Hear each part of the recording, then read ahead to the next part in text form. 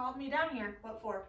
Well, I'm taking last year's line off of all my reels from last year. It's December and I got to get going on getting stuff undone and getting ready for next year. And Okay. I have a trick about taking line off of my reels and what I do with it that I think would make a great episode. So I wanted you to come down here and we can create this episode.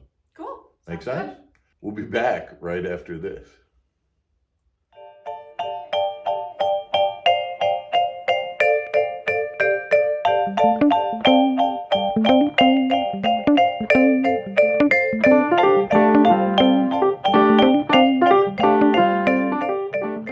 Welcome back to Mark Fisher Outdoors, everybody. I'm Mark Fisher. I'm Megan Fuller. All right, so I'm taking this line off of my reel from last year, okay? Most guys, it would end up just going in the garbage, okay?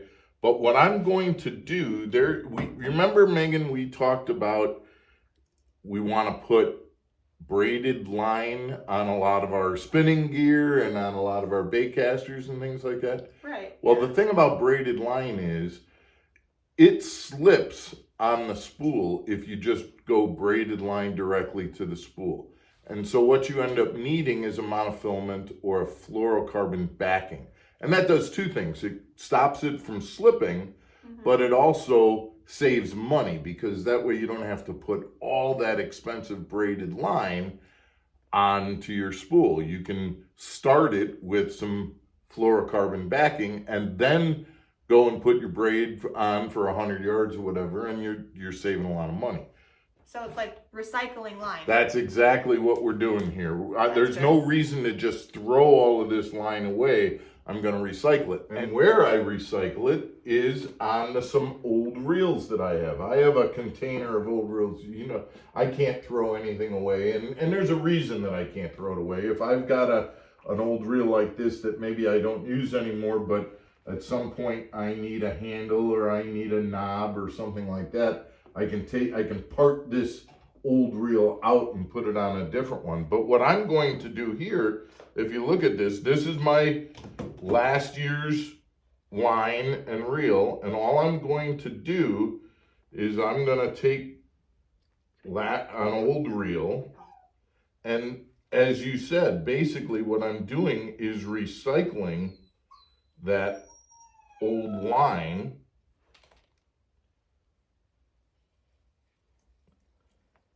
I'm taking it off of here and I'm going to put it onto this old reel. But now, not only am I saving that old reel in case I need a part or something like that, I'm also saving this old line that I can use as backing on either my bait casters or my spinning gear throughout the season. All I have to do is, if I'm going to re-spool a reel, all I have to do is take some of this old line off, spool it back onto this reel, and then put braid on after that. Does that make sense? Yeah, I mean, it makes sense to me. Now, the other thing that I'm going to do is with this reel, when I get this reel down a little ways, I'm not going to take any of that line off. I'm just going to leave that line on as my backing for the braid that I put on next year. Okay, now it could be that this reel was going to be for maybe next year I'm putting fluoro on that, and so I'll end up taking that off, but I'll leave some on there just in case I decide to end up using this reel for braid. And then if I end up deciding, no, I'm going to put fluoro on it, then I'll go ahead and take that off. Does that make sense? Yeah. So this line is going on my old reel, which is going in here, which means I know where to get my recycled line to use as backing. It's a real simple tip, but number one, it's going to save money, and number two, it's a convenient way to save that old line, because otherwise you just have it everywhere.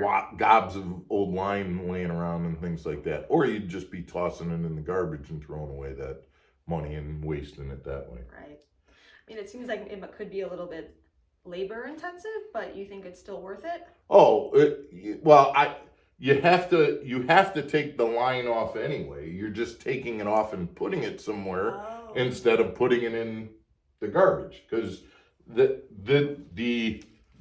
task of removing last year's line from my reel and putting new line, that's a task that I will be doing no matter what. And I do admit that with as many reels as I have, I'm not gonna do this with every reel. I don't need that much backing line, but I will do this so that I have enough backing line to, to last me for a while. It's a good tip. It is a good tip. Yeah. I hope you guys think it's a good tip too. We appreciate you tuning in to Mark Fisher Outdoors. If you did like the idea, please give us a like. Remember to subscribe if you haven't done that already. Yep. And we've got more videos coming out throughout the week. Tomorrow is Wednesday. That means it's Underwater Wednesday. And we will be talking about Nico rigs. And that's going to be a great video to watch. All underwater footage using some different baits as Nico baits. So stick around and we'll see you again tomorrow. Have a good night.